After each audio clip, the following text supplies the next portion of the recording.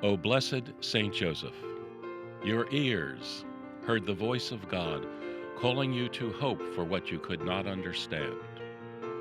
Your eyes measured the plan of God revealed day by day in your life story, and you trusted in divine providence.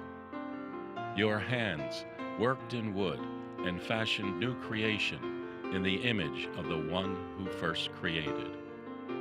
Your feet walked the path of righteousness and humility, a journeyman who became a servant of God. Your mind sought to protect the Holy Family from the dangers of doubt and persecution as you led them into the future. Your heart pondered the love for Mary, your spouse, and Jesus, your foster son, as you witnessed God's faithfulness. Blessed patron of the Diocese of Baton Rouge, guide us to Jesus Christ. May we learn from your simple goodness all our days, so that we too might become a living sacrifice of praise. We ask this grace through him who was entrusted to your care, Jesus Christ our Lord. Amen.